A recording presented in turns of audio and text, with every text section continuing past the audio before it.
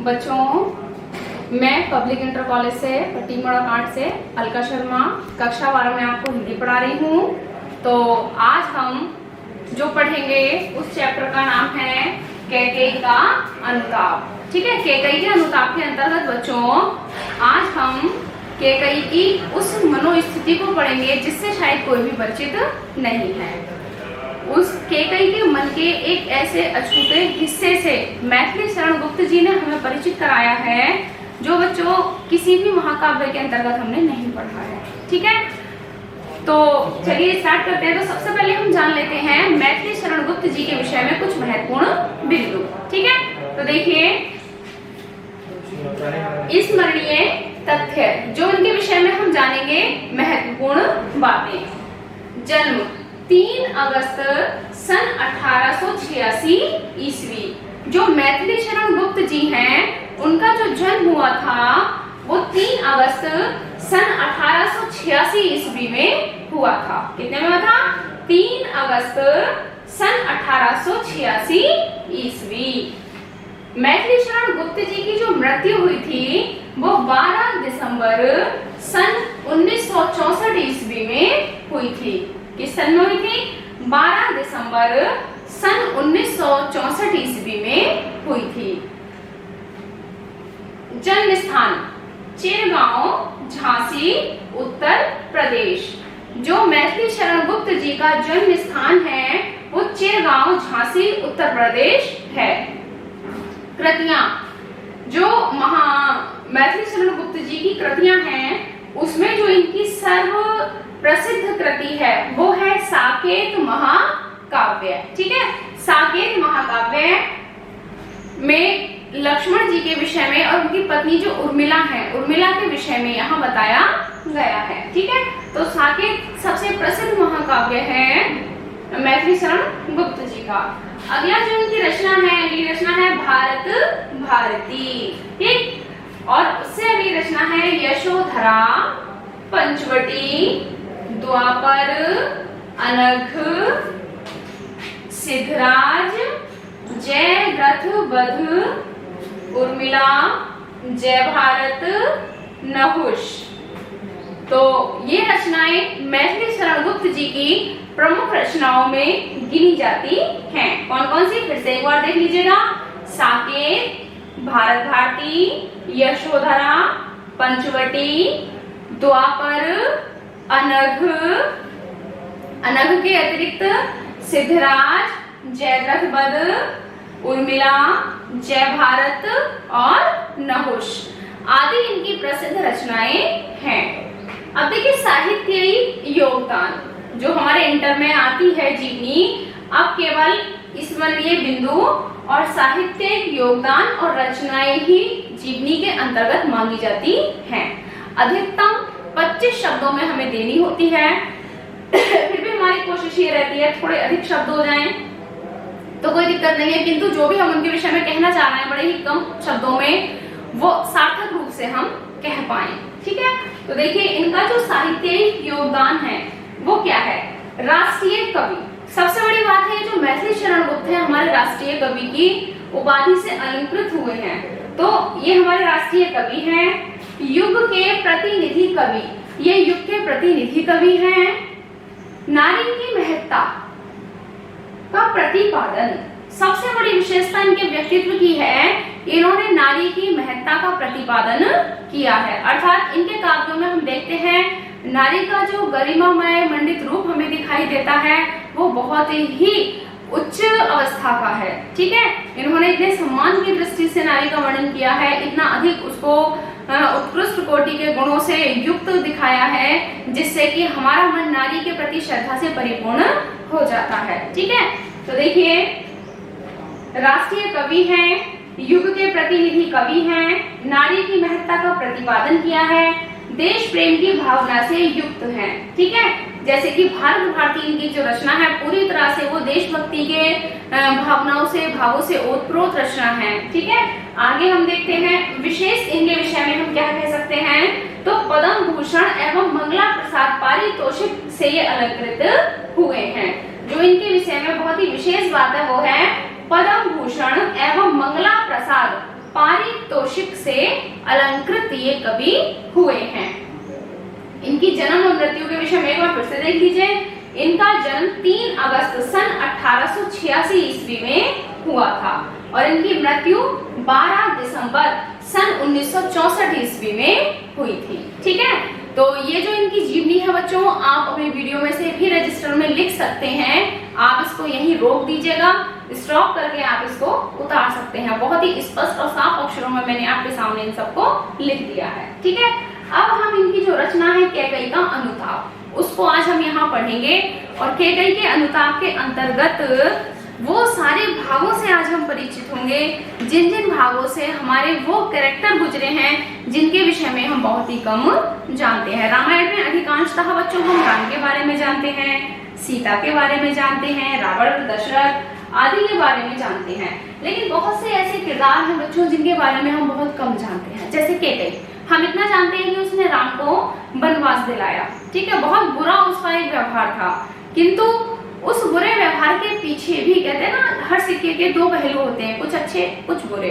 कैकई को अपने किए गए कृत्य पर बाद में कितना पश्चाताप होता है, तो जो हम सबकी नजर में कैकई का रूप है उस रूप से भिन्न रूप यहाँ प्रस्तुत करने का प्रयास कवि ने किया है। ठीक है, तो आज हम कैकई के उस भिन्न रूप से यहाँ मिलेंगे जिससे कि हम में से कोई भी परिचित नहीं है। ठीक है, तो अब हम चलते हैं पाठ की ओर, कैकई का अनुताप। मैं यहाँ आपके सामने एक एक पंक्ति लिखती जाऊंगी और उस पंक्ति की अर्थ सहित व्याख्या मैं आपके सामने प्रस्तुत करूंगी। ठीक है,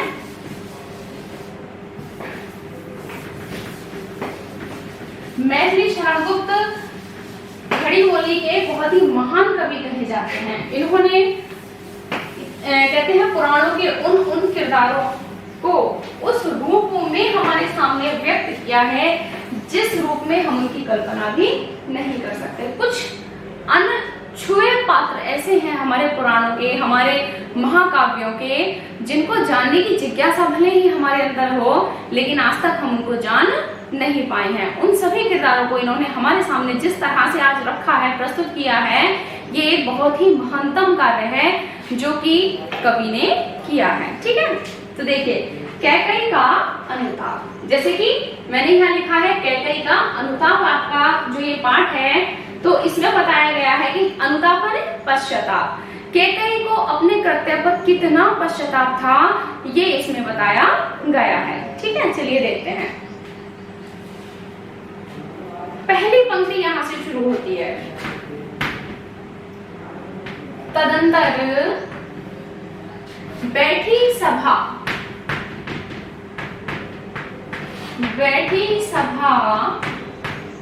उटज के आगे,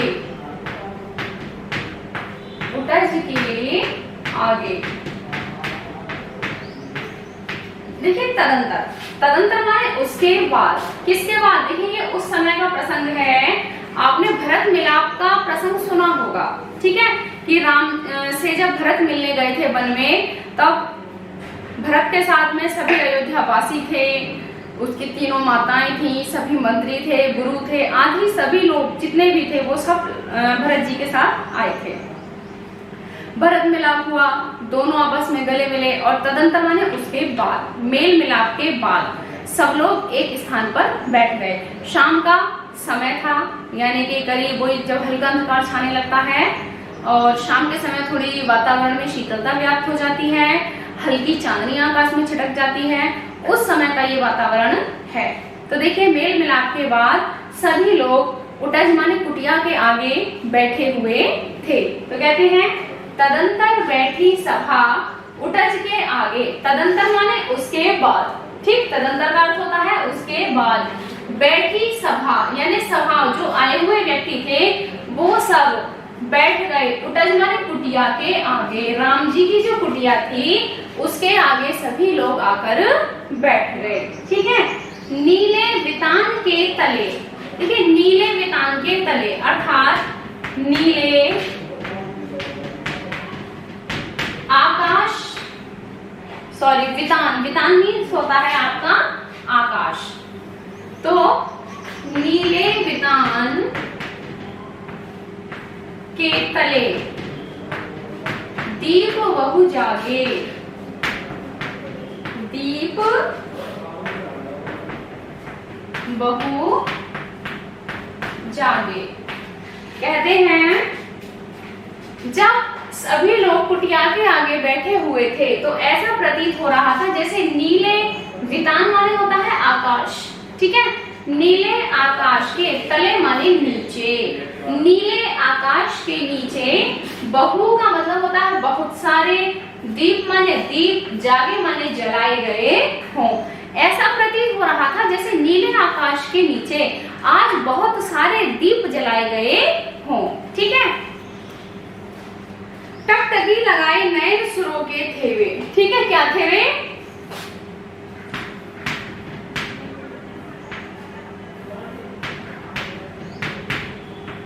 टकटकी लगाए नयन सुरों के थे वे। कहते हैं वे क्या थे? वो जो नीले दीप जैसे प्रतीत हो रहे थे वो क्या थे? वो दीप नहीं थे नीले आकाश के नीचे जो जलाए गए थे, बल्कि सुरमा ने देवताओं के नेत्र थे, जो देवता टकटकी लगाए हुए देख रहे थे, ठीक है।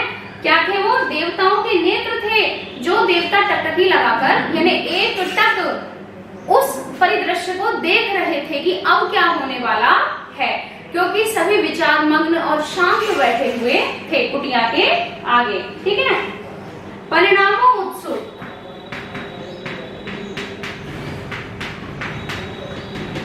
परिणाम के लिए उत्सुक, परिणामों उत्सुक का मतलब होता है परिणाम के लिए उत्सुक उन भयातुरों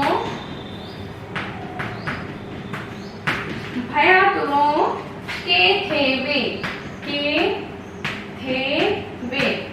कहने का मतलब है बच्चों कि वो जो देवता थे जो टकटकी लगाकर एक साथ देख रहे थे कि अब क्या होने वाला है, अगले ही क्षण वातावरण में किस प्रकार का परिवर्तन आने वाला है, तो उस परिणाम के लिए उत्सुक, भय से आतुर उन देवताओं के वो नेत्र थे। वो दीप नहीं थे बल्कि भय से आतुर, परिणाम के लिए उत्सुक, टकटकी लगाए हुए देवताओं के नेत्र थे वे, जो दीप के समान प्रतीत हो रहे थे। आगे देखिए, उत्फुल्ल करौंदी कुंज वायु रह रहकर, उत्फुल्ल करौंदी वायु मह मह कर,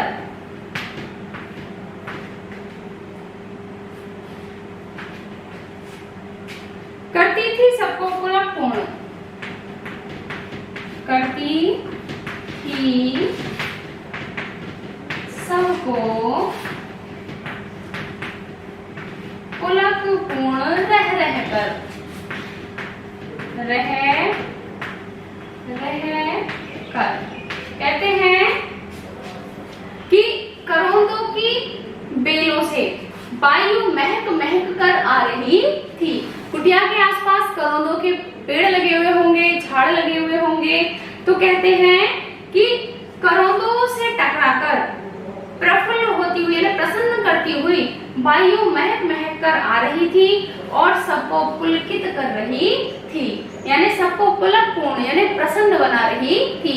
वो शीतल ठंडी वायु जो करौंदों की सुगंध से युक्त थी, वह उस वातावरण में आकर के सबको बहुत ही ज्यादा पुलकित कर रही थी, ठीक है, मन को हल्का बना रही थी। वो जो सुगंधित वायु करौंदों की बेलों से टकरा करके उस वातावरण में व्याप्त हो रही थी, ठीक है। आगे कहते हैं, वह चंद्रलोक था कहाँ चांदनी वैसी, वह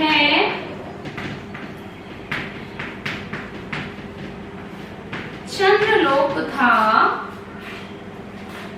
कहाँ चांदनी वैसी, कहाँ चांदनी वैसी। प्रभु बोले गिरा गंभीर नीर निधि जैसी,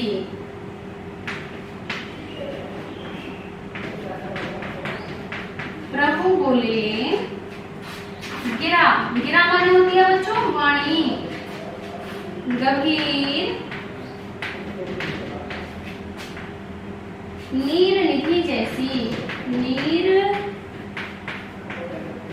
निधि जैसी। देखिए कहते हैं वह चंद्रलोक था कहा चांदनी वैसी। आज चंद्रलोक में भी वैसी चांदनी नहीं होगी जिस प्रकार की स्वच्छ चांदनी आज कुटिया के सामने फैली हुई है। प्रभु बोले गिरा गंभीर नील निधि जैसी, और उस शांत वातावरण में भगवान श्री राम समुद्र के जैसी गंभीर वाणी में बोले। ठीक है, क्योंकि सब शांत थे, चारों ओर समुद्र में जैसी शांति होती है तूफान से पहले, वातावरण में वैसी शांति चारों ओर व्याप्त थी। तब उस शांत वातावरण में भगवान श्री राम समुद्र के जैसी गंभीर वाणी में बोले। ठीक है, अब क्या बोलेंगे मैं आपको अगले पैराग्राफ में बताऊंगी, पहले आप इसको एक बार फिर से समझ लीजिए। देखिए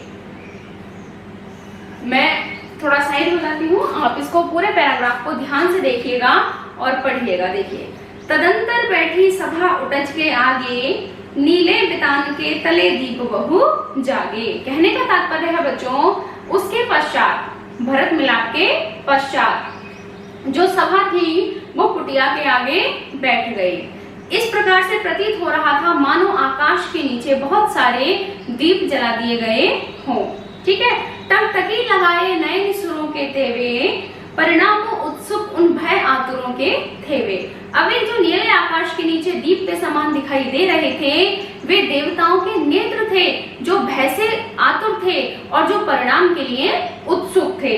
उसी समय उत्फुल्ल करौंदी वायु मह मह रह रहकर करती थी सबको पुलक पूर्ण मह मह कर।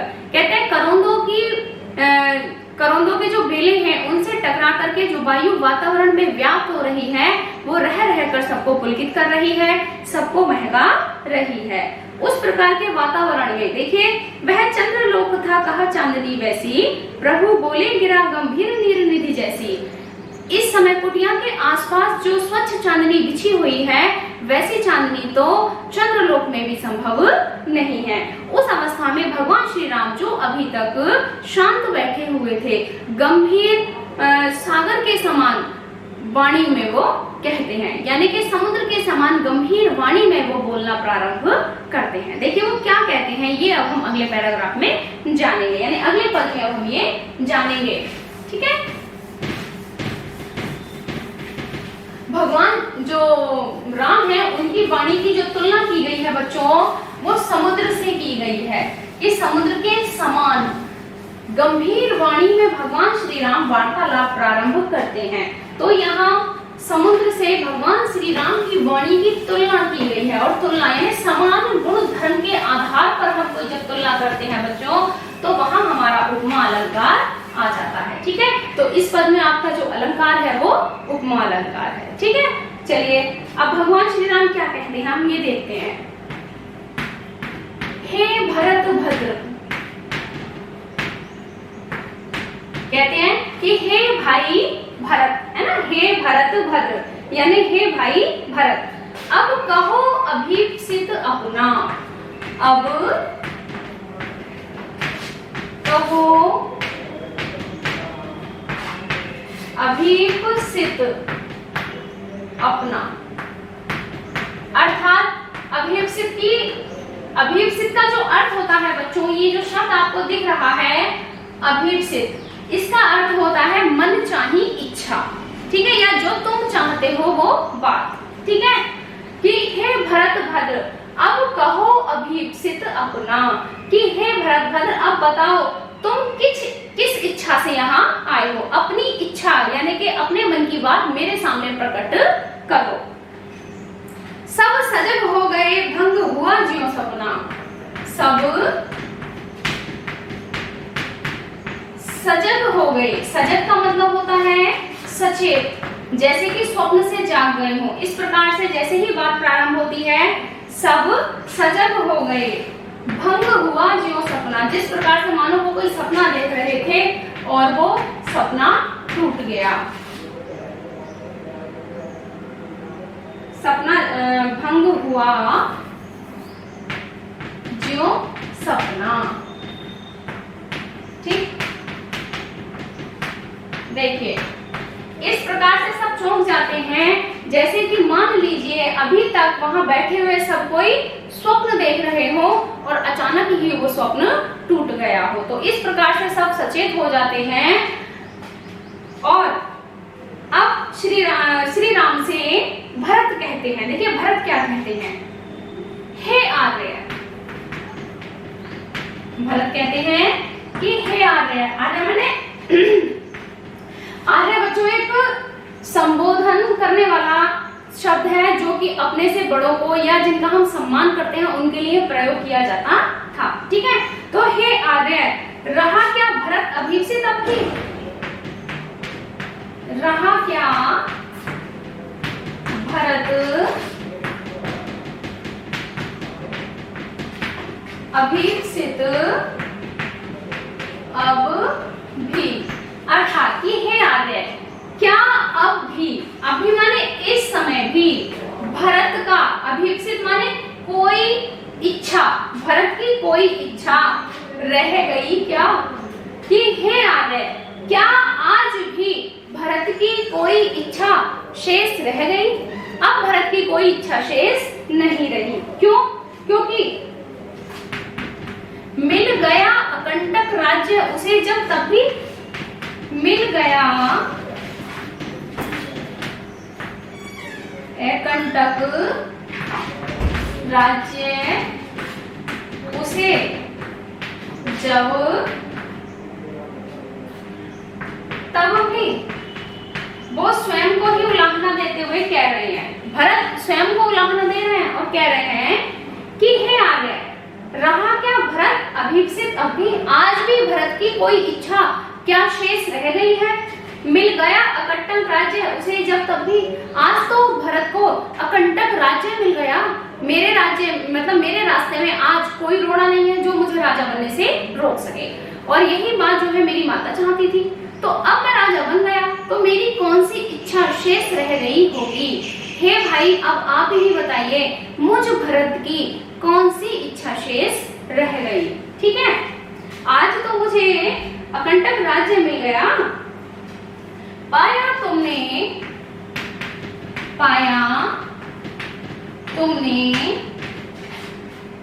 तरु तले अरण्य बसेरा।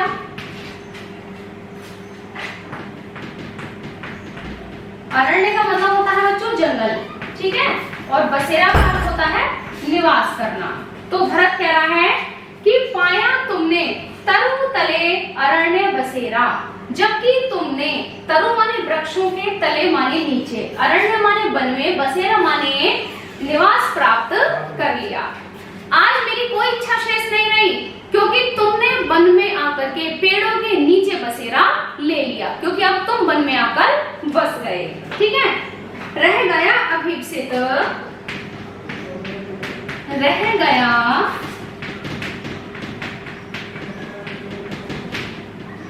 अभीप्सित, शेष तदपि क्या मेरा, शेष तदपि क्या मेरा, क्या मेरा अभी भी कोई अभीप्सित या मेरी कोई इच्छा अभी भी शेष रह गई, वो सब हो गया जो मैंने नहीं चाहा। ठीक है, जब ना चाहते हुए सब कुछ हो गया तो फिर मेरी अब हे राम कौन सी इच्छा शेष रह गई होगी, आप ही बता दो। ठीक है, मैंने तो जो जो नहीं चाहा वो सब कुछ मेरे साथ हो गया। ठीक है, तो अब मेरी क्या इच्छा रह गई होगी। तन तड़प तड़प कर तप्त तात ने त्यागा, तन तड़प तड़प कर तप्त तात ने त्यागा, यानी कि तड़प तड़प कर पिताजी ने, तप्त माने दुखी होकर, ठीक है, तात ने त्यागा, या और तन माने शरीर, तड़प तड़प कर दुखी होकर पिताजी ने शरीर को त्याग दिया। कितना कुछ हो गया, क्या रहा अभीप्सित, क्या रहा अभीप्सित अभीप्सित शेष तदपि क्या मेरा, अभीप्सित और तथापि मेरा। आगे कहते हैं भरत, क्या कहते हैं देखिए कि अब और क्या मेरी इच्छा शेष रह गई, इतना कुछ हो गया, अब मेरी कौन सी इच्छा शेष रह गई। एक बार इस पैराग्राफ को मैं फिर से पढ़ा रही हूँ, ध्यान दीजिएगा, ठीक है, देख लीजिएगा, पूरा पैराग्राफ आपको दिखाई दे जाए। हे भरत भद्र अब कहो अभीप्सित अपना, कि हे भरत अब तुम अपनी इच्छा कहो, किस कारण से तुम्हारा यहाँ आगमन हुआ है। सब सजग हो गए भंग हुआ ज्यों सपना, सभा में जितने लोग बैठे हुए थे वो सभी सचेत हो गए, मानो जैसे उनका कोई स्वप्न टूट गया हो। हे आर्य रहा क्या भरत अभीप्सित अब भी, कि हे आर्य क्या आज भी भरत की कोई इच्छा शेष रह गई। मिल गया अकंटक राज्य उसे जब तब भी, आज तो भरत को अकंटक राज्य मिल गया तो उसके अलावा उसकी कौन सी इच्छा शेष रह गई। पाया तुमने तरु तले अरण्य बसेरा, तुमने वन में पेड़ों के नीचे बसेरा पा लिया। रह गया अभीप्सित शेष तदपि क्या मेरा, क्या फिर भी मेरी कोई इच्छा शेष रह गई। तन तड़प तड़प कर तप्त तात ने त्यागा, हे भाई पिताजी ने तड़प तड़प कर शरीर त्याग दिया, क्या रहा अभीप्सित और तथापि अभागा, कि मुझ जैसे अभागे व्यक्ति का अभी भी कोई मन शेष रह गया, या मेरी कोई इच्छा अभी भी शेष रह गई। मैं तो इतना अभागा हूँ कि मेरे साथ तो बिना मांगे ही वो सब कुछ हो गया जो मैंने कभी नहीं चाहा। तो मेरे चाहने से अब बदल भी क्या सकता है, मैं क्या कर सकता हूँ। जो मैंने नहीं चाहा, मैं तो इतना बड़ा अभागा हूँ, जो मैंने नहीं चाहा वो बिना चाहे ही सब कुछ हो गया। तो अब मेरी कौन सी इच्छा रह जाएगी, मेरी अब कोई इच्छा विशेष नहीं रही है। ठीक है, इतनी बात अच्छी से समझ में आ गई। भरत स्वयं को ही उलाहना दे रहे हैं, वो स्वयं को ही ये श्री राम को ये बताना चाह रहे हैं कि हे भाई, ना तो मैंने राज्य चाहा था, ना मैंने ये चाहा था कि आप वन में चले जाएं, ना मैंने ये चाहा था कि मेरे पिता आपके वियोग में अपने प्राणों को त्याग दें। मैंने कुछ भी नहीं चाहा था और ये सब मेरे साथ घटित हो गया। जब इन चीजों में मेरी इच्छा नहीं पूछी गई तो अब मेरी इच्छा विशेष क्या रह गई, अब मेरी कोई इच्छा शेष नहीं रही। ठीक, हाँ, इस अयश हेतु ही जनन था मेरा। आगे वो कहते हैं हाँ बड़े दुखकारी बात होती है कि हाय, इसी अयश, अयश का मतलब होता है बच्चों अपयश, इसी अपयश के हेतु जनन था मेरा। हेतु जनन था मेरा, कहने का मतलब है क्या इसी अपयश को प्राप्त करने के लिए मेरा जन्म हुआ था? नहीं, निज जननी के ही हाथ हनन था मेरा। निज जननी के ही हाथ हनन था मेरा। अब वो कह रहे हैं कि अरे, इस अपयश को प्राप्त करने के लिए ही क्या मेरा जन्म हुआ था? अपनी माता के ही हाथों मेरे यश का हनन लिखा हुआ था, यानी मेरा जो यश है, जो मेरा नाम दूर दूर तक फैला हुआ था कि भगवान श्री राम से भरत बहुत प्रेम करते हैं, तो मेरे इस यश का जो अंत था, क्या वो मेरी माता के हाथों ही लिखा था? अब ये कोई नहीं कहेगा कि भरत राम से बहुत प्रेम करते थे, अब तो सब यही कहेंगे कि भरत को राज्य का लालच आ गया, जिस कारण उसने राम को वनवास दिलवा दिया। तो मेरा जो ये यश था, उसका क्या मेरी माता के हाथों ही अंत लिखा हुआ था, और ये कष्ट मुझे जीवन भर अब दुखी करता ही रहेगा। इसलिए अब मेरी कोई भी इच्छा इस संसार में शेष नहीं रही है। ठीक है बच्चों, तो ये जो मैंने आपको पैराग्राफ पढ़ाए हैं, आप इनको ध्यान से याद करेंगे, पढ़ेंगे। ठीक है, इससे अगले पद लेकर के मैं अगले लेक्चर में आपके सामने आऊंगी। तब तक के लिए धन्यवाद।